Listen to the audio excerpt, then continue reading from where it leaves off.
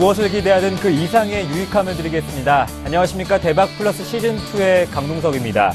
코스피가 중국의 경기지표 호주에 힘입어서 1890선에 바짝 다가섰습니다. 오늘 외국인과 기관의 쌍끌이 매수가 들어왔고 또 특히 외국인은 5일 연속 순매수 보이면서 지수를 끌어올렸는데요. 연기금 쪽에서는 1,500억 원 이상을 주식을 담았습니다.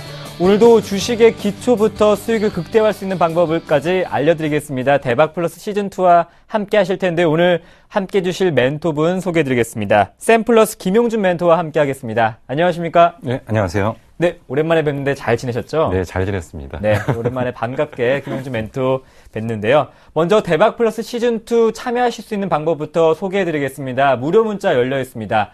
013-3366-0110번으로 강의에 대해서 궁금하신 점 올리실 수 있고요. 또 서울경제TV 홈페이지도 이용하실 수 있습니다. 대박플러스 시즌2 게시판에 글을 남기시면 저희 샘플러스 전문위원이 친절하게 답변을 남겨드리겠습니다. 또한 강의 자료도 함께 올라가 있습니다. 여러분의 주식 공부에도 큰 도움이 되길 바라겠습니다. 그렇다면 계속해서 김용준 멘토의 알찬 강의 들어보겠습니다.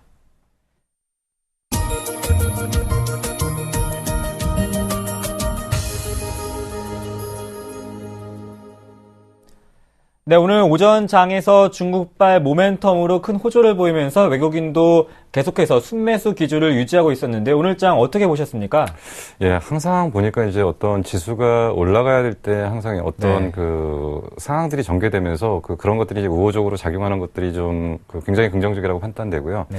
최근에 이제 장을 가장 어렵게 했던 것이 이제 어느 쪽이냐면 결국은 이제 그 중국발 문제하고요. 그리고 이제 선물 파생과 연결된 외국인들의 어떤 투기 매매들이 그동안 좀 장을 상당히 어렵게 했었습니다. 요번에 하락장에서 거의 그 지수가 급락을 했을 때 항상 보면은 중국발 지표가 부정적으로 나오고 거기다가 바로 외국인들의 선물 매도 공세가 취해지면서 시장을 좀 상당히 어렵게 했었는데 이제 최근에 나타난 현상들이 반대 현상들이 좀 나타나고 있죠. 지수가 반등을 할 때 일단 미국발 어떤 그 모멘텀이 이제 그 지수의 하단을 좀 잡아줬고요. 그리고 이제 옵션 만기가 지수의 하단을 좀 잡아주면서 좀 강하게 좀 상승을 했고요. 오늘 같은 경우에도 사실 굉장히 어려운 자리였습니다. 오늘 같은 경우에도 지수 기준으로 잠깐 좀 보시면요. 만약에 이제 1850을 다시 이탈을 하게 되면 다시금 이제 저점 확인 구간들이 좀 형성이 돼야 되는데 이것을 확인할 거냐 어쩔 거냐라는 부분에 있어서 여기서 이제 양봉 하나가 형성이 되면서 지수에 대한 하단에 대한 신뢰도를 좀 굉장히 높여줬기 때문에 이 부분은 굉장히 긍정적이라고 일단 보여집니다. 그러니까 지금 이제 이러한 어떤 현상들을 통해서 지수가 이제 점진적으로 이제 저점을 잡아가는 과정들은 뭐 상당히 의미가 있다라고 볼 수 있고요. 만약에 오늘 빠졌다면은 다시금 이제 투자 심리 쪽에서는 굉장히 부정적인 역할들을 했을 것 같은데 일단 오늘 이런 부분들은 내일 이제 설사 뭐 버냉키 쪽에서 어떤 돌발 악재가 나온다 하더라도 네. 지금 오늘 올려놓은 폭이 있기 때문에 일단 견딜만은 할 겁니다. 그래서 이제 오늘 올렸던 것은 향후 장세에서 굉장히 중요한 변곡점을 만들어줬다는 측면에서 일단 긍정적인 요소로 일단 볼 수는 있다라고 판단되고요. 그래서 향후 장을 조금 더 긍정적인 시각으로 바라볼 수 있다라고 판단이 됩니다. 네, 역시나 또 긍정적인 장세, 또 흔들림 없는 장세 이어질 것이다 이렇게 말씀을 해주셨고요. 오늘 시장 키워드를 한번 짚어봤습니다. 이제 본격적인 김용준 멘토의 강의를 들어보겠습니다. 주식에 관한 모든 것을 쉽고 정확하게 압축해 전달하는 시간. 종목의 흐름을 자세히 분석하고 정확한 매매 시점 공략을 듣는다. 김용준의 주식백과사전 지금 공개됩니다.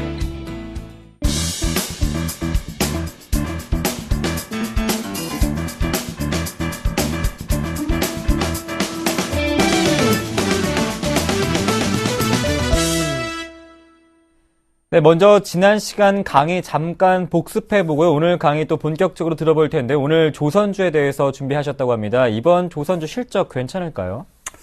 일단 조선주를 좀 말씀드리기 전에 네. 전체적인 이제 시황들을 좀 정리를 해드리려고 합니다. 네. 근데 시황 관련 자료들이 지금 안 올라온 것 같아갖고 일단 그냥 그 준비된 자료만 가지고서 이쪽에 있네요.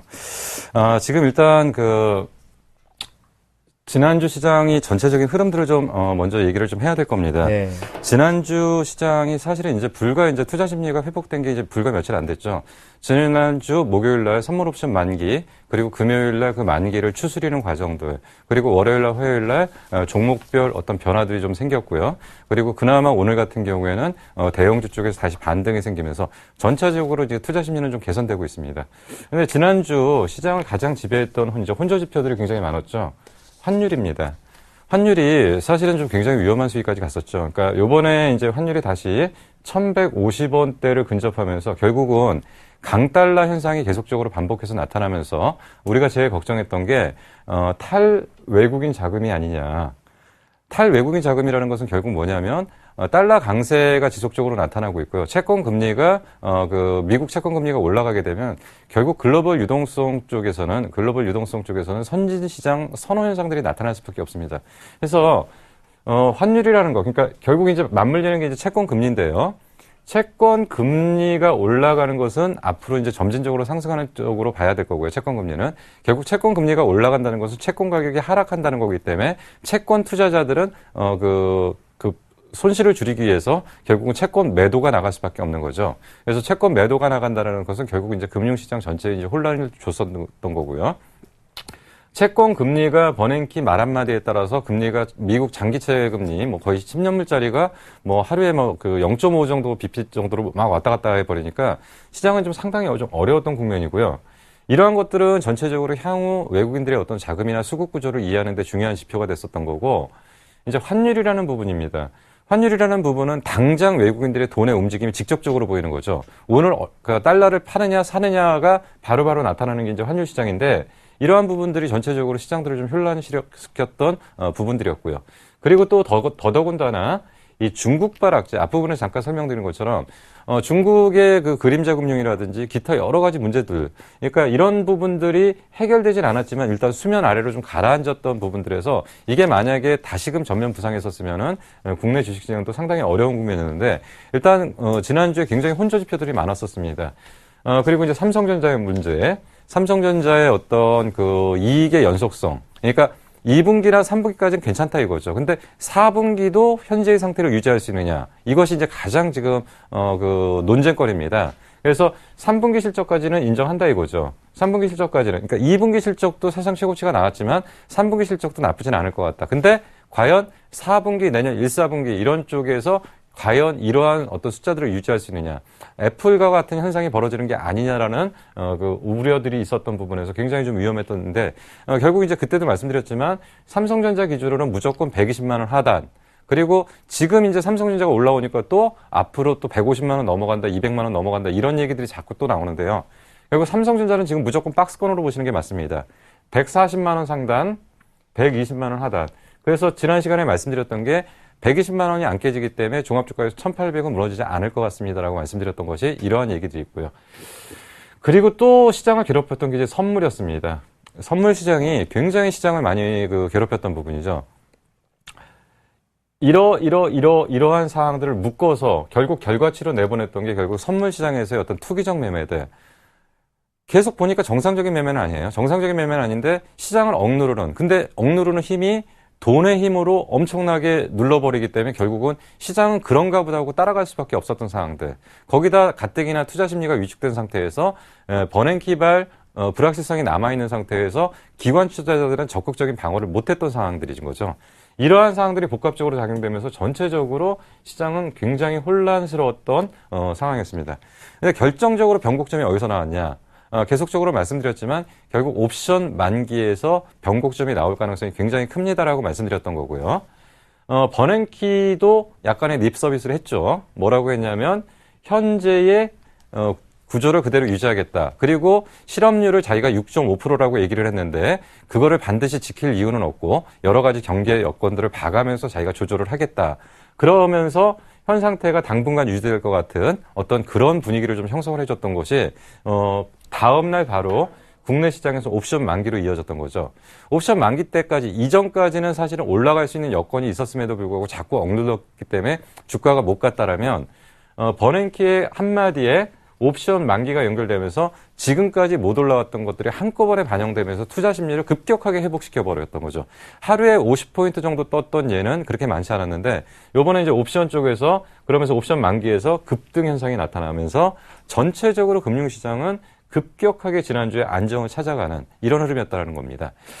지난주에 만약에 거기서 한 단계만 더 밀렸었다면 그거는 이제 기술적 분석으로 막을 수 있는 부분들이 아니었고 완전히 투매가 투매를 부르는 그 투자 심리가 완전히 급격하게 냉각돼가는 그런 과정들이 될 가능성이 컸는데 거기서 정확하게 옵션 만기를 기점으로 해서 확대됐고 만약에 이런 옵션 만기가 아니었으면은 오히려 지수가 그렇게 많이 뜨진 못했을 겁니다. 근데 이런 부분들이 같이 확대되면서 상당히 큰 폭의 지수의 변화가 좀 나타났다는 거. 이제 우리 불과 이제 그 장이 그 최악의 상황에서 돌아선 게 지금 며칠 안 돼요. 그러니까 말씀드린 것처럼 수요일까지, 지난주 수요일까지는 급격한 심리적 위축 상태를 보였던 거고요. 목요일 날, 금요일 날, 월요일 날, 화요일 날, 수요일. 이제 불과 한 일주일 정도. 근데 대부분 지금 낙폭들이 상당히 컸었습니다. 대부분의 종목들이. 그래서 지금 낙폭을 얼마나 빨리 만회하느냐에 대한 종목들의 어떤 관심들을 좀 가질 필요가 좀 있는 거고요. 자, 이제는 좀 기술적 분석으로 좀 보여야 될 필요가 좀 있습니다. 그러면 과연 현 상태를 갖다가 추세적인 상승이냐, 어떻게 봐야 되느냐 이런 얘기를 좀 해야 됩니다. 근데 결론적으로 먼저 말씀드리면 거래소 쪽은 추세적으로 상승하기가 좀 어렵습니다. 왜 그러냐면 이제 간단하게 몇 가지를 좀 생각을 해봐야 될 건데요. 거래소에서 시가총액 상위 종목이 뭐냐면 1번은 전체적으로 차지하는 게 삼성전자입니다. 근데 삼성전자가 위로 확 치고 올라가기는 어렵다고 말씀드렸죠.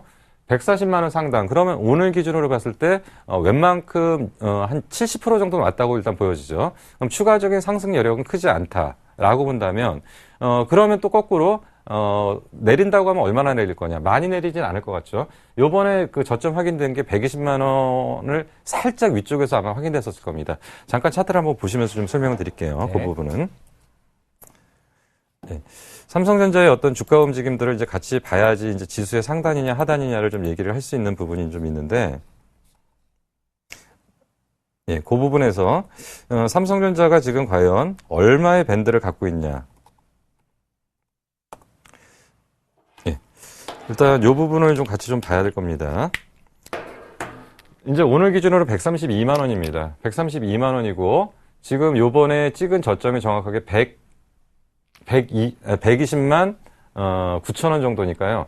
최애 저점을 찍고 이제 올라서게 되면 이제 이 종목이 올라서게 되면 이제 저항을 어디서 받을 것 같냐면 일단 135만 원 정도는 저항을 받지만 올라간다고 한들 이 장기 이동 평균선을 위쪽으로 뚫고 가기는 좀 상당히 어렵다라고 일단 볼 수가 있습니다. 그래서 당분간 삼성전자는 140만 원의 저점, 140만 원의 고점과 120만 원의 저점을 움직인다면 이게 어떻게 보면 지수의 밴드가 될 가능성이 좀 상당히 큽니다. 이쪽으로 가게 되면 1800 초반에 진입할 거고요. 이쪽으로 진입하면 1900을 살짝 넘기는 정도의 자리에서 계속적으로 지수는 밴드를 형성할 가능성이 있고 삼성전자에 대한 대안이 다른 쪽에서 나와준다면 지수의 밴드를 다시 설정할 가능성이 있지만 현재 기준에서는 지수의 밴드를 위쪽으로 강하게 뻗어가기 좀 어렵습니다. 그래서 다시 한번 앞부분으로 다시 가면은요. 일단 지수를 급격하게 위쪽으로 보는 것도 급격하게 아래쪽으로 보는 것도 지금 굉장히 위험한 상태입니다. 왜냐하면 급격하게 위쪽으로 보게 되면 위로 갈 때 이제 추격 매수를 해버리게 되는 거고요. 아래쪽으로 심하게 봐버린다면 이탈할 때 손절이 나가버리기 때문에 이 밴드를 어떻게 보느냐에 따라서 매매 방법이 바뀝니다. 만약에 우리가 지수를 위쪽으로 간다라고 본다면 사서 그냥 계속 홀딩하는 게 맞겠죠. 근데 이게 박스권이 됐을 때는 저점 매수를 하고 고점 매도를 하고 저점 매수를 하고 고점 매도를 하고 이게 이론적으로 가능하냐고 얘기를 하는데 내가 지수의 밴드를 어떻게 보느냐에 따라서 매매 방법은 바뀌는 거겠죠. 내가 만약에 박스권 장세로 보고 있다면 밀릴 때 사서 올라올 때 파는 매매들을 하니까 이런 것들이 가능하겠죠. 그리고 똑같은 게 지금 삼성전자 하나만 갖고도 120만 원대 오면 일단 샀다가 130만 원 중반대가 넘어가면 일단 매도 준비를 하는 이런 쪽의 어떤 매매 방법들을 취한다면은 볼 수가 있고 만약에 이걸 박스권으로 안 보고 위쪽으로 그냥 보게 되면은 그냥 사서 홀딩하고 계시면 되는 거죠. 그래서 지금 이걸 어떻게 보느냐에 따라서 굉장히 좀 차이가 생깁니다. 근데 일단 정리를 해드리는 게 지수는 지금 어떻게 보셔야 되냐면 거래소는 박스권이라고 보시면 됩니다. 박스권이라고 보시면 되고 1800 초반에 근접하면 일단은 매수를 하셔야 되고요. 1900을 넘어서 보면은 일단 그때는 시점에 따라서 그러니까 그 매도 전략을 취하시는 이런 쪽의 어떤 대형주의 매매 전략은 취하시는 게 일단 맞다라고 좀 봅니다. 그리고 이제 코스닥입니다. 그러니까 계속적으로 말씀드렸던 게 거래소는 박스권이라고 말씀드렸고 거래소는 끌고 나갈 업종들이나 종목들이 없어요. 근데 코스닥은 최근에 여러 종목들이 지금 순환을 하면서 탐색매를 하고 있습니다. 요번에 이제 그 전기차가 부상을 했고요. 어제 같은 경우 느닷없이 태양광이 부상하다가 LED가 부상해버리는 이런 상태에서 사실 그런 종목들은 추세적으로 상승할 수 있는 여건들을 충분히 갖고 있는 종목이고 그런 종목들은 조정 시기를 이용해서 물량을 늘려가는 작업들이 좀 필요한 건데 그렇다면은 코스닥은 지금 510포인트 정도가 지금 하단을 일단 확인해가는 과정들입니다. 근데 상단은 아직 열려 있어요. 상단이 지금 어디를 찍을지는 아직 모르겠습니다. 상단이 이제 520포인트 정도, 그러니까 이것도 역시 차트를 좀 잠깐 보도록 하겠습니다.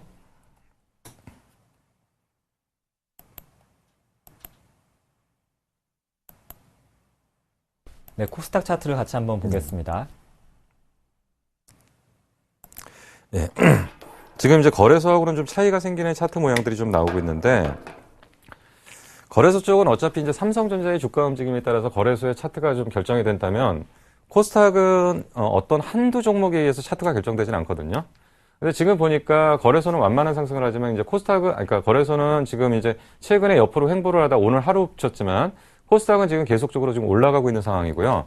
이 올라가는 상황들에서 종목들은 빠르게 지금 어떤 그러니까 주도 테마 안쪽으로 나오려고 하는 어떤 준비들을 지금 하고 있다라고 볼 수 있습니다. 그러니까 그 코스닥의 주도 테마라고 얘기를 하는 부분이 뭐냐면 주도 테마는 상당 부분의 일정 부분을 끌고 가는 거고요. 거래소 기준으로 주도주의 역할을 하는 종목이라고 일단 볼 수가 있습니다. 그래서 조금 좀 차이가 생기죠. 지금 차트의 모양이나 현재 그 주가의 움직임의 방향들이 거래소하고는 좀 굉장히 좀 차이가 지금 생기고 있습니다. 자, 그래서 일단은 지금 코스닥은 다시 이제 그 말씀을 좀 정리를 해드리면 네. 510포인트는 저점을 확인하되 지금 아직 상단은 안 열려 있습니다. 조금 더 열려 있거든요, 위쪽으로. 그래서 요번에 고점을 찍는 자리가 어디까지인지 나와 봐야지 이게 상승으로 복귀를 했다 아니면 당분간 박스권이 유지가 될 것 같다 어떤 상황이다라고 얘기를 할 수 있는데 일단 그 코스닥 쪽의 방향은 박스권 쪽으로 보기보다는 상승 쪽으로 봐야 될 거고요. 그리고 결국 이거는 코스닥 지수를 얘기하는 것이 아니라 중소형주의 랠리는 계속 된다라는 얘기로 좀 정리를 하실 수가 있습니다. 그래서 추가 반등에서 상단이 결정되기 전까지는 일단은 좀 봐야 될 거고요. 그리고 우리가 지금까지 좀 차이가 있었던 게 수급적인 측면에서도 굉장히 큰 차이가 있습니다. 거래소 기준으로는 어쨌든 외국인들이 뱅가드 물량이니 뭐니 해가지고 전체적으로 기준으로 올해 1월부터 현재까지 상당한 규모를 팔았습니다. 근데 거꾸로 코스닥 같은 경우에는 외국인과 기관이 오랫동안 계속적으로 엄청난 규모의 매수를 해드렸어요. 그러면 이들의 방향은 전체적으로 위쪽 방향이라고 보시면 될 것 같고요. 그러한 상황들은 좀 반복될 거다. 그리고 이제 그 거래소 쪽에서 전체적으로 수급 측면에서는 조금 개선되고 있습니다. 뭐냐면 그 외국인들이 며칠 동안 샀는데 이걸 갖다 샀다라고 표현하기는 좀 어렵죠. 팔아놓은 규모면으로 하루에 삼성전자 1조씩 팔아댔거든요. 근데 지금 뭐 몇백억 샀다고 해서 이걸 샀다라고 표현하기는 좀 어렵죠. 다만 저는 어떤 측면에서 이해가 되냐면 일단 외국인 매도는 진정된 것 같다. 뱅가드 물량을 포함해서 외국인 매도는 진정됐기 때문에 수급적인 측면에서 최소한 어떤 한쪽의 그 무거웠던 부분들은 내려놨다라는 거고요. 이제 조금 이제 좀 봐야 될 게 이제 연기금입니다. 연기금이 이제 그 하반기 7월 1일부터 12월 말까지 9조 정도의 자금을 주식시장에 집행하겠다고 했는데 아까 시작하면서부터 아나운서께서 말씀하셨을 때 오늘 연기금이 좀 샀다라고 얘기했는데 이게 이제 서서히 연기금들이 자금 집행 과정이 시작되는 게 아니냐. 그리고 이제 사실 투신도 이제 여력이 좀 있습니다. 최근에 펀드 가입 속도들이 좀 상당히 빨랐어요. 그리고 많은 자금들이 좀 들어왔습니다. 그래갖고 연기금과 투신 쪽에 자금 여력이 생기고 외국인들의 매도가 진정된다면 수급적인 측면에서는 굉장히 이제 긍정적인 신호가 좀 나왔다라고 일단 볼 수가 있습니다. 자, 그래서 일단은 전체적인 좀 상황들은 좀 봤고요. 자, 이제 요번 주 해서 다음 주 초반까지 이제 우리가 좀 집중해야 될 얘기들이 좀 정리를 해야 될 것 같습니다. 네. 무슨 얘기냐면 이제 본격적인 실적 시즌입니다. 삼성전자가 7월 5일날 실적 발표를 하면서 한번 난리가 났었고요. 이제는 나머지 기업들이 실적 시즌이 도래했는데 전체적으로 집계를 하니까 2분기 영업이익은 31조 정도로 예상을 합니다. 2분기 영업이익은 31조 정도로 예상을 하는데 추정치보다 실제치로 접근하면 접근할수록 자꾸 이게 떨어져요. 무슨 얘기냐면 보통 이제 우리가 이제 영업이익을 발표하는 시점에서 날짜가 가까우면 가까울수록 근사치의 숫자가 나와야 되는데 요즘 워낙 기업들의 불확실성이 많기 때문에 자꾸 영업이익의 예상치들이 자꾸 다운돼 버리는 이런 현상들이 좀 벌어져서 지금 현재 실적 시즌이 반드시 우리한테 긍정적인 신호로 나오기는 어려울 것 같습니다. 근데 그래서 이제 결국은 이제 31조 정도를 이탈할 걸로 예상을 하는데, 그럼 여기서 우리가 두 가지만 기억하시면 될 것 같습니다. 예상치에 부합하거나 예상치보다 조금 좋아지는 쪽이 어느 쪽이고, 예상치보다 이탈하는 쪽이 어떤 쪽이냐, 이걸 좀 정리를 하셔야 됩니다. 예상치에 부합하거나 상승하는 쪽. 지금 실제 숫자가 높다는 얘기가 아니고 예상치, 떨어져 있는 기대치보다 올라오는 쪽이 어느 쪽이냐. 유일하게 지금 호텔 레저 쪽 한 군데입니다. 호텔 레저 쪽 한 군데고, 반도체, 소프트웨어, 자동차, 철강, 통신까지는 예상치에 부합하는 정도 수준이다. 그러면 이쪽은 플러스도 마이너스 요소도 아니겠죠. 호텔 레저 정도는 뭐 거의 대표 종목이 이제 신라 호텔이, 그러니까 호텔 신라이기 때문에 이 부분은 주가가 상당 부분 많이 반영됐기 때문에 실적치에 의해서 주가가 올라갈 수 있는 요소는 제한되어 있다고 보시면 될 것 같습니다. 그럼 우리가 이제 조심을 할 게 이제 예상치 하회입니다. 예상치 하회인데 유틸리티, 운송, 건강관리, 미디어, 뭐 여기 증권도 포함이 되어 있는데요. 네. 일단 여기서 이제 제일 조심해야 될 게 뭐냐면 어닝 쇼크입니다. 어닝 쇼크 업종에 대해서는 요즘 기관들이 가차 없더라고요. 기다리질 않아요. 그래서 이런 부분들이 실적 발표하면서 돌발 변수가 나올 가능성이 있습니다. 그래서 아마도 이제 증권업종 같은 경우에는 어닝 쇼크가 될 가능성이 좀 높다라는 얘기들이 좀 많이 있습니다. 그래서 일단 그 부분에 대해서는 조금 이제 부정적으로 좀 보셔야 될 필요가 있고요. 나머지 이제 뭐 건강관리니, 뭐 운송이니, 미디어니 이런 부분들도 이제 크게 어떤 기대치에, 부합하거나 그러지는 않기 때문에 일단 요 부분들. 그래서 내가 갖고 있는 종목이 정확하게 어떤 업종이고, 전체적인 그 어떤 영업 환경들이 어떤지를 좀 보셔야 될 필요가 좀 있다. 요번 주에는요. 그리고 일단은 오늘 좀 나타나긴 했는데 거래량 증가가 지금 필요합니다. 왜냐하면 지금 전체적으로 투자 심리가 얼어붙었기 때문에 종목이 올라도 확신이 안 써요. 거래량이 안 붙어버리기 때문에요. 그래서 분명히 지금 투자 심리가 급격하게 위축되어 있는 건 맞습니다. 급격하게 투자 심리가 위축되어 있는데 그렇기 때문에 관망 분위기가 지금 팽배한 거죠. 그리고 거래소 기준으로는 어제까지 이제 평균 거래량 한 30% 정도 감소했는데 오늘 약간 회복을 했습니다. 그리고 코스닥 역시도 한 40% 정도 감소. 근데 뭐 코스닥 거래량은 크게 의미를 부여할 수 있는 게 아니라 거래량으로 보는 게 아니라 거래 대금으로 봐야 됩니다. 왜냐하면 코스닥은 싼 주식들 거래 한번 붙으면 뭐 1억 주, 막 2억 주까지 붙어버리니까 이 거래량은 약간 왜곡 현상이 있으면 거래 대금으로 좀 봐야 되는데 거래 대금 기준으로도 한 20% 이상 지금 감소돼 있다고 보시면 될 것 같습니다. 그래서 아직까지 전체적으로 정상적인 상황은 아니고 그래서 지금까지는 가장 중요했던 게 뭐냐면 지금까지 하락할 때는 뭐가 문제였냐면 종목의 문제가 없었어요. 다만 방향성에 대한 논란이었거든요. 근데 그래서 이제 이런 것들이 이제 투자 심리가 지금 회복되면서 최근에 나타나는 것이 이제 종목의 얘기가 이제 다시 집중되고 있습니다. 종목의 얘기, 이 종목이 맞냐 틀리냐, 이 종목이 반등을 할 수 있는 종목이냐 못하는 종목이냐 이런 거를 좀 정확하게 좀 찍어내야 될 필요가 좀 있고요. 그리고 이제 다시금 중소형주 장세가 시작될 가능성이 굉장히 크고요. 지금 징후들이 많이 보이고 있습니다. 그래서 다시금 시작되는 종목 장세에 좀 대비를 하셔야 될 필요가 있다. 지금 거래소보다는 분명히 코스닥이 유리합니다. 그리고 분명히 대형주보다는 중소형주들이 탄력이 좋고 주가 움직임들이 빠르게 회복되고 있고요. 그래서 중소형주의 강세장이 진행되면서 지금 먼저 앞부분에서 설명드렸지만 2차 전지가 먼저 한 바퀴를 돌려버렸어요. 2차 전지가 스리슬쩍 하면서 약세장에서도 올라왔다가 요번에 아예 상승폭을 뿜어냈는데 2차 전지 과열 현상이 보여집니다. 지난주에 저희가 2차 전지를 한번 다뤘죠. 지난주 수요일 날. 그때 분명히 말씀드렸을 때 2차 전지를 집중하셔야 됩니다라고 말씀을 드렸었죠. 근데 오늘은 거꾸로 무슨 말씀을 드려야 되냐면 당분간 조심하시죠라고 정리를 해드릴게요. 왜 그러냐면 나쁘다는 얘기가 아닙니다. 그리고 전체적으로 상승해서 이제 시작입니다. 근데 시작인데 눈에 다 보이셨어요. 뭐냐면 누구나 다 봤거든요. 그렇기 때문에 누구나 다 본 상태에서 누구나 올라가는 게임은 없습니다. 그래서 한 번은 고통 구간이 분명히 있을 겁니다. 그래서 이제는 단기적인 관점에서, 중장기적인 관점이 아니라 단기적인 관점에서는 2차 전지는 좀 조심하셔야 됩니다. 시간 조정이라든지 가격 조정이 불가피합니다. 그래서 그렇게 보셔야 되고요. 태양광도 한 바퀴 돌았어요. 태양광도 한 바퀴 돌았는데 무슨 얘기를 하고 싶으냐면 태양광은 주도 섹터로 나가긴 좀 어렵습니다. 태양광은 현재 기준으로 주도 섹터로 나가긴 어렵기 때문에 태양광 부분은 어떤 관점에서 봐야 되냐면 순환성으로 보셔야 되고요. 한 바퀴 그냥 돌아온 걸로 끝날 겁니다. 그래서 오늘까지도 유지는 됐지만은 이게 추세적으로 위쪽으로 뻗어가기 좀 상당히 어렵습니다. 지금 현재 태양광 쪽은. 그리고 태양광 쪽의 일부 종목은 뒷부분에 설명을 드리겠지만 지금 투기적 매매가 가세했습니다. 왜냐하면 실질적으로 어떤 그 정상적인 어떤 회사가 좋아지는 구조가 아닌데도 불구하고 태양광이라는 얘기에 분위기 형성돼서 순환 테마로 확 붙어버리니까 싼 주식들이 상한가를 들어가 버린 거죠.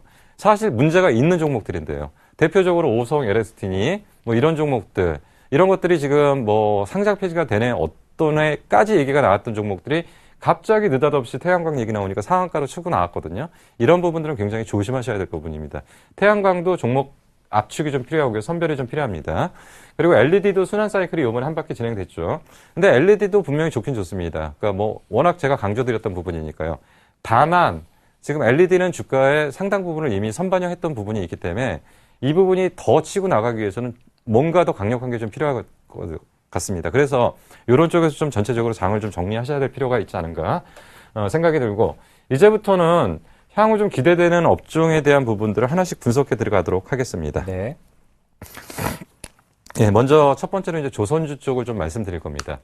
사실 이제 조선주 가지고 계신 분들이 사실 굉장히 오랫동안 고통 구간들이 있었고요. 그리고 조선주를 여지껏 얘기했던 게 뭐냐면 안 된다, 안 된다, 안 된다 이런 얘기들만 계속 들어왔고요.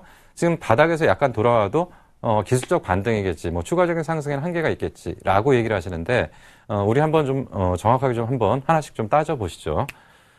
최근에 조선주가 질과 양이 개선됩니다. 그러니까 뭐냐면 요번에 그 건설주 쪽에서 가장 문제가 됐던 게 삼성 엔지니어링이죠. 삼성 엔지니어링의 수주의 양이 문제가 됐던 게 아닙니다. 수주의 질이 문제가 됐던 거거든요. 그래서 수주의 질이 문제가 되니까 아무리 많은 양을 해도 돈을 못 버니까 이건 문제가 있다라고 해서 기관들의 어떤 투매 공세가 시작됐던 거고요. 그래서 조선주 역시도 어떤 관점에서 봤냐면 조선주도 수주의 양은 그렇게 문제가 되지는 않았었습니다. 다만 질의 문제를 자꾸 제기를 했었는데 요번에 그런 부분들을 좀 개선을 했겠죠. 그래서 일단 먼저 선박수주 쪽으로 먼저 들어가 보겠습니다. 선박수주는 1666만 CGT라고 하는데, CGT라는 게 이제 어떤 얘기냐면 GT라는 게 무게라고 합니다. GT라는 게 이제 무게에다가 C라는 게 뭐냐면 어떤 가중평균을 해야 될 부분에서 선박의 부가가치, 작업의 난이도. 그러니까 무슨 얘기냐면 컨테이너선 만드는 것보다는 LNG선 만드는 게 훨씬 고부가가치겠죠. 그래서 LNG선을 만드는 건 컨테이너선 만드는 것보다 조금 더 점수를 주는 거죠. 거기다가 작업의 난이도를 고려해가지고 가중평균에서 무게로 환산하는 겁니다. 그럼 이 정도의 어떤 양을 이제 지금 하고 있는 거고요. 작년 말 기준으로 777. 그러니까 2배 넘게 양이 늘어난 거죠, 지금 현재.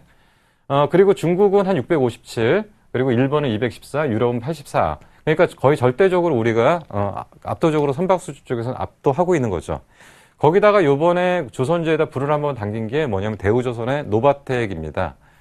얘네들이 지금 50억 불, 한 6조 정도 되는 규모를 지금 이제 무슨 계약을 했냐면 그 배를 만드는 도쿠를 비워놔라라는 계약을 한 거죠.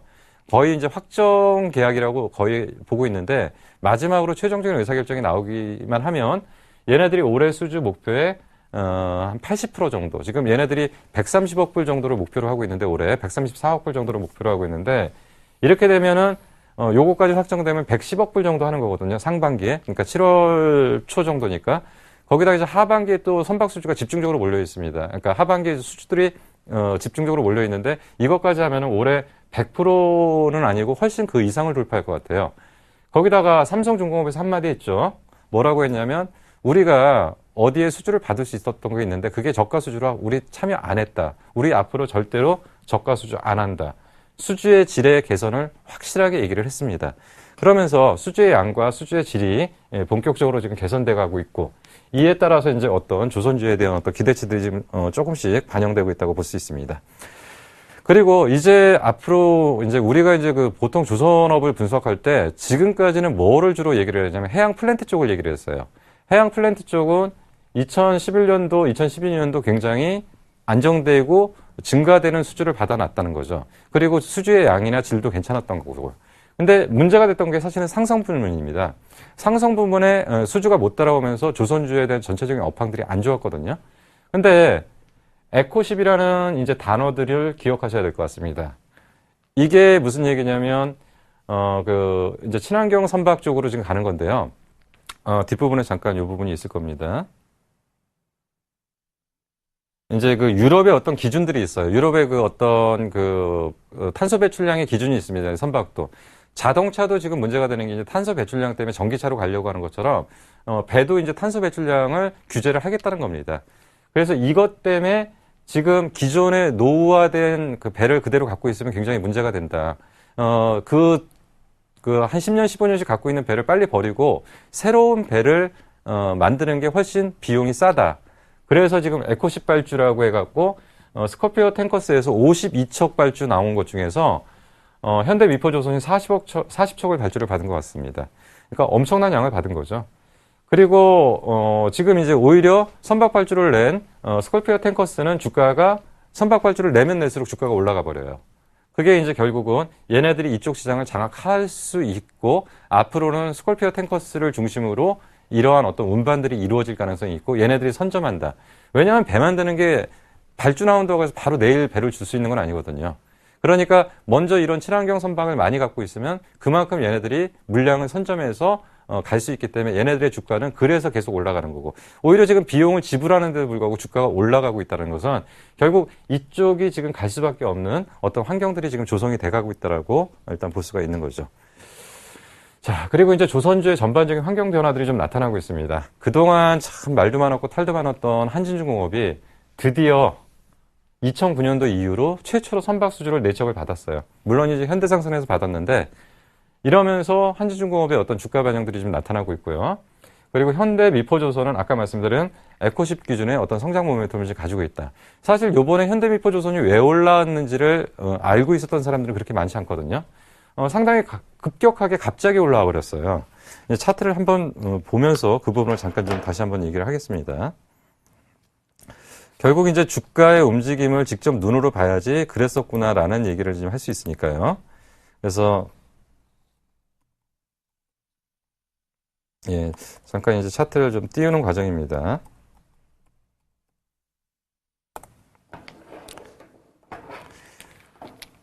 몰랐는데 갑자기 그냥 이렇게 올라와 버려요.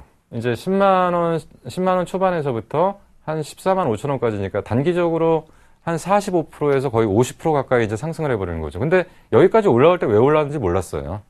근데 지나고 보니까 그렇대더라. 그러니까 이해가 되는 거죠.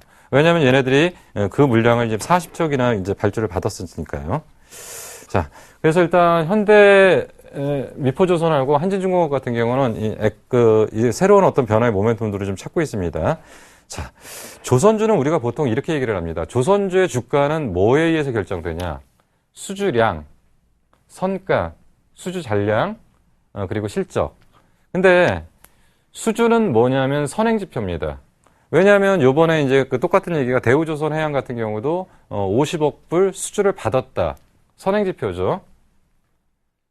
근데 배 가격과 수주 잔량은 지금 동행지표입니다. 그리고 실적은 이 모든 게 집계가 돼서 기업의 재무제표로 반영되니까 후행지표죠. 그래서 이 네 가지를 갖고 이제 주가를 환산을 하는데 앞부분에 설명드린 게 조선주가 지금까지 약세를 보였던 가장 큰 원인이 뭐냐? 해양 플랜트 쪽은 전혀 문제 없었어요. 해양 플랜트 쪽은 계속 성장을 해왔습니다. 다만 지금 상선 부분이 부족했다는 거죠. 부진했다는 거죠. 상선 부분이 부진했고요. 그동안 2009년도에 조선업황이 안 좋아지면서 저가 수주를 너무 많이 받았어요. 그게 이제 실적으로 밀려나가면서 기업의 어떤 영업이익이 급격하게 나빠졌던 거고요. 그래서 이런 원인 때문에 지금 조선주에 대한 어떤 주가들이 안 좋았다. 그러면 하반기에 조선주가 기대되는 가장 큰 이유가 뭐냐? 일단은 해양 플랜트 쪽은 무시할 수가 없습니다. 해양 플랜트 쪽은 현재 조선업황에서 굉장히 중요한 어떤 모멘텀이 지금 되고 있어요. 그래서 해양 플랜트는 전년 동기 대비 안정적인 성장이 나타날 것 같아요. 지금보다 더 좋아지고요. 계속 꾸준히 좋아지고 더 좋아질 수밖에 없는 상태입니다. 그래서 해양 플랜트 쪽은 전년 동기 대비 안정적 성장이 지금 나타나고요. 여기다가 또 우리가 기억해야 될 게 한 가지가 지금까지 해양 플랜트는 뭐로 갔냐면 시추 중심으로 갔습니다. 무슨 얘기냐면 드릴십으로 갖다 뚫어서 올리고요. 그리고 LNG선 같은 걸로 해서 운반을 시키고요. 이런 것들만 갔었는데 이제는 뭐로 가냐면 생산 개념까지 같이 가는 겁니다. 생산 개념까지 같이 가다 보니까 FPSO, FSO, 뭐 SPAR, 뭐 이런 게 있답니다. 그래서 이런 것들은 결국 생산 기지를 만드는 거에 방법들이고요. 그래서 이런 쪽까지 지금 확대가 되고 있습니다. 그러니까 분명히 해양 플랜트 쪽은 시간이 지나면 지날수록 점진적으로 경쟁력이 있고, 그리고 우리가 이쪽에 사실 경쟁력이 굉장히 좋습니다. 그러니까 우리나라 조선업의 해양 플랜트 쪽에 경쟁력이 굉장히 우수하기 때문에 이쪽에 대한 다른 대안들이 크게 많지는 않아요. 그리고 이제 조선주의 이제 해양 플랜트 쪽은 그런 상태에서 이제 안정적으로 움직인다. 그러면 지금까지 나빴던 상선 부분의 양과 질만 개선되면 조선주는 좋아질 수밖에 없겠죠. 그래서 조선주의 지금 상당 모멘텀은 상선 부분에서 나올 거고요. 상선 부분에서 우리가 이제 아까 말씀드린 에코십, 이게 이제 EDDI, 선박의 연비 지수라고 합니다. 이게 이제 규제가 되고 있어요. 그래서 CO2 양을 정확하게 규제하는 겁니다. 그렇기 때문에 선박이 노후화되면 노후화될수록 빨리 팔아서 교체를 하거나 아니면 새로운 배로 빨리 대체를 해야 되는 지금 상황이기 때문에, 그럼 이제 딱 여기서 이제 문제가 된 게 에코십이라는 걸 실질적으로 수주를 받아서 직접 납품을 했던 사례가 많지 않거든요. 그래서 우리나라가 그런 쪽에 사례가 있기 때문에 결국 이쪽에서 가장 수주가 좀 좋아질 거고요. 그리고 또 다른 해운업체들은 문제가 뭐냐면, 다른 쪽에서 선박 발주를 내서 움직여 봐서 실질적으로 눈에 보이게 되면 경쟁적으로 발주를 낼 수밖에 없거든요. 그래서 경쟁적인 발주가 나오면서부터 이 부분이 확대되는 쪽으로 좀 가야 될 필요가 좀 있는 거죠. 그래서 분명히 이제 말씀드렸을 때 하반기 이후 내년까지는 조선업이 당분간은 호황을 누릴 가능성이 좀 굉장히 큽니다. 자, 그래서 일단 정리를 좀 해드리겠습니다. 일단은 조선업 같은 경우는 해양 플랜트 중심의 성장은 지속됩니다. 해양 플랜트 중심의 성장은 지속되고요. 해양 플랜트는 2011년, 2012년이 좋았고요. 2013년도는 더 좋아집니다. 그게 아까 말씀드린 것처럼 시추도 가세할 거고요. 생산도 확대될 거고요. 그래서 이러한 부분들이 전반적으로 됐고, 또 2012년도 이후에 대부분의 어떤 해양 플랜트 쪽에 관련 쪽에 투자를 하려고 하는 의사결정을 하던 단계에서 일단 멈춰버린 거예요. 금융 시스템의 문제도 있고 각각의 문제들도 있어서 투자 의사결정을 멈췄는데, 이 부분이 집중되는 게 뭐냐면 2013년도 하반기에 집중될 가능성이 있습니다. 그래서 조선주에 대한 수주 모멘텀은 3분기를 지나서 4분기부터는 굉장히 확대되는 개념으로 보셔야 되기 때문에 결국은 3분기에 조정을 받느냐 안 받느냐의 문제는 있겠지만 하반기에는 굉장히 긍정적으로 보실 수 있다. 이렇게 좀 보실 수가 있고요. 그리고 이제 앞으로는 조선주를 분석할 때 분명히 이 단어를 기억하셔야 됩니다. 에코십. 이 단어가 이해가 안 되시면 조선주의 흐름을 이해하시기가 어렵다라고 정리를 해드리겠습니다. 자, 그리고 이제 철강주를 좀 보는데요. 네. 철강주는 결론적으로 어떤 식으로 보셔야 되냐면, 철강이라는 걸 쓰는 데가 어디냐. 자동차를 좀 쓸 거고요. 그리고 건설할 때 좀 쓸 거고요. 그리고 가전제품 할 때 좀 쓸 거고요. 그리고 배 만드는 데 좀 쓸 겁니다. 근데 자동차는 그냥 고만고만 해요. 그래서 자동차는 크게 달라질 거 없고요. 건설 쪽은 아직까지도 건설 경기 침체입니다. 그래서 건설 쪽에서 철강 수요가 급격하게 올라가기 어렵습니다. 가전 쪽도 비슷해요. 결국 철강을 분석하는 거는 뒷부분에서 정리를 해서 결론을 말씀드리겠지만, 결국 조선과 관련된 철강주만 올라갈 거다라고 정리를 하시면 되고요. 내용들을 점검을 해드리겠습니다.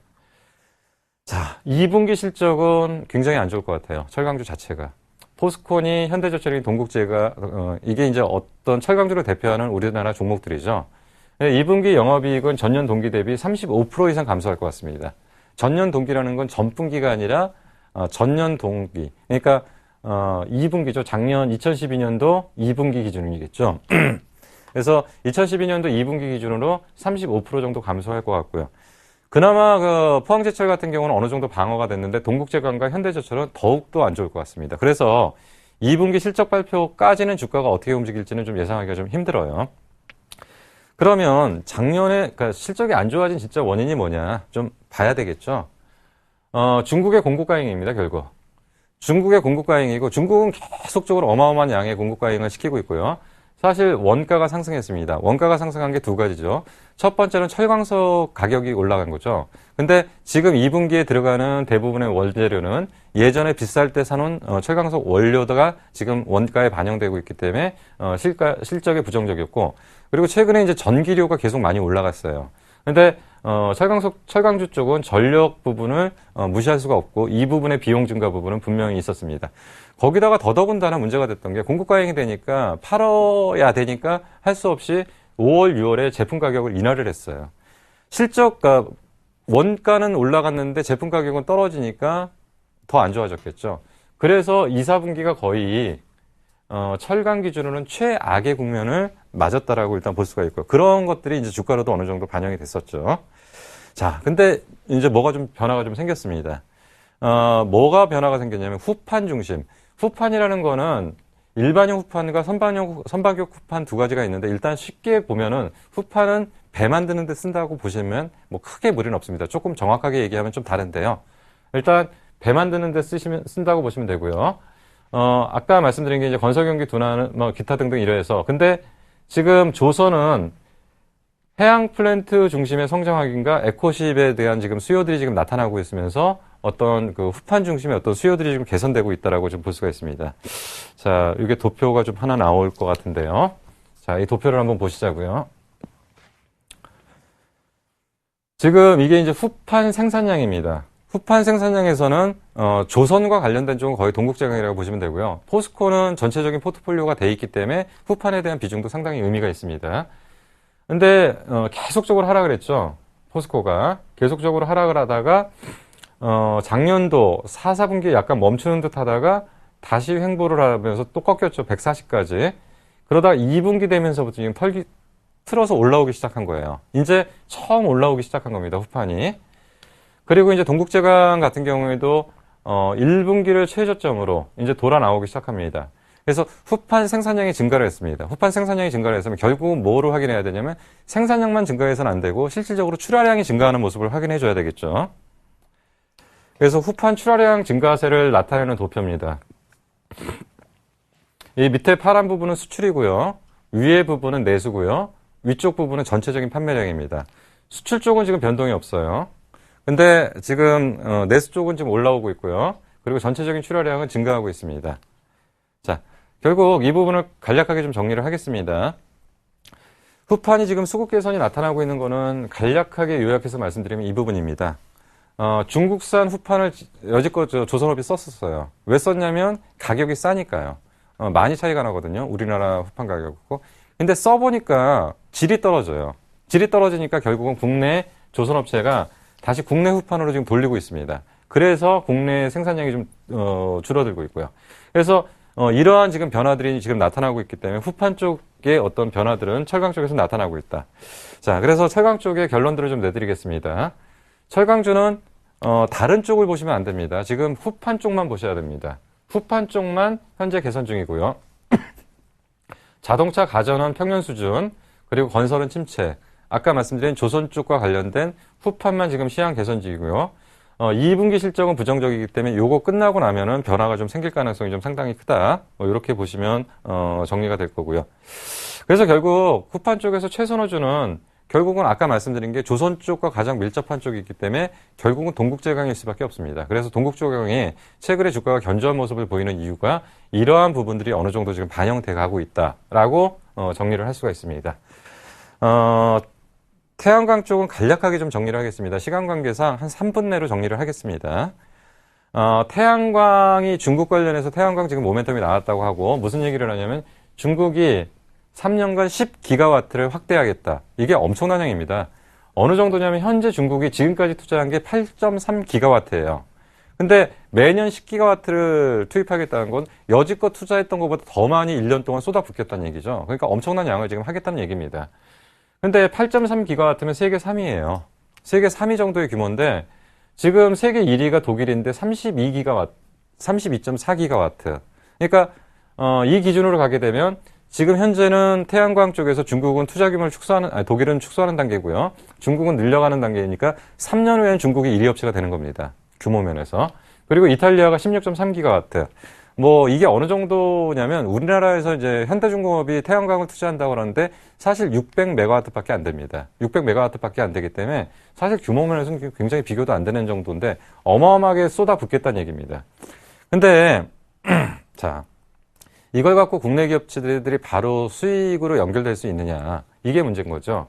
사실 지금 태양광을 쏟아붓겠다는 것은 지금 자국의 산업을 보호하겠다는 얘기지만 결국 지금 태양광의 이제 밸류체인을 좀 이해를 하셔야 되는데요.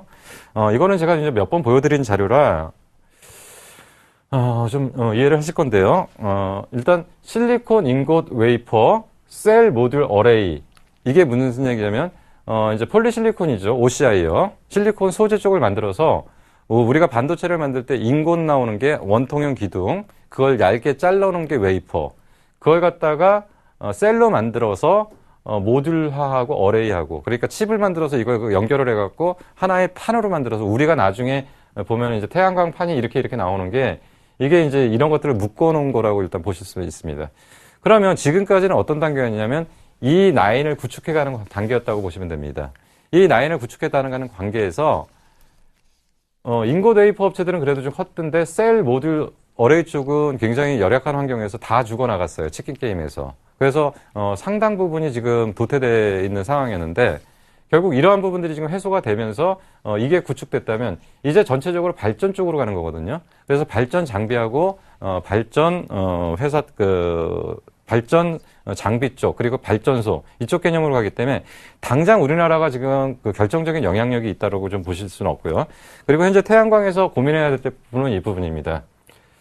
메가와트당 생산원가가 너무 비싸요. 원자력은 30불, 풍력은 50불, 태양광은 200불. 그러니까 너무 비싸기 때문에 아직 원가 구조가 안 나오기 때문에 이 부분을 지금 당장 해결할 수가 없고요.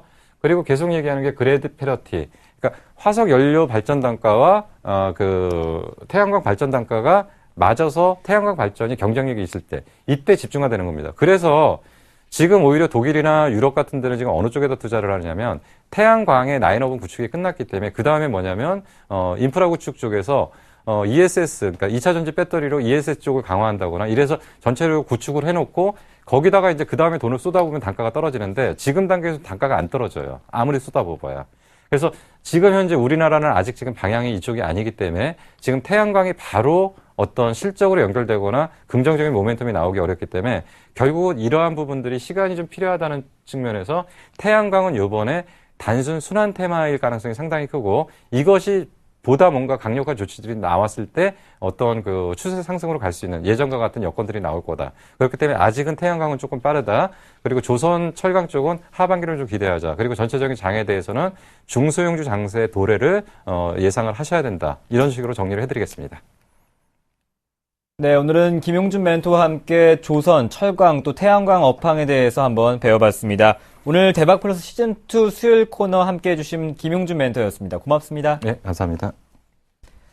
네, 매주 월요일부터 목요일까지 주식 승천이 끝난 11시 30분부터 12시 30분까지 샘플러스 전문위원들의 무료 방송이 이어집니다. 여러분의 주식 투자의 성공 투자의 전략 세우신데도 도움이 드렸으면 합니다. 네, 7월 17일 재원절 대박플러스 시즌2였습니다. 시청해주신 여러분 고맙습니다. 내일 뵙겠습니다.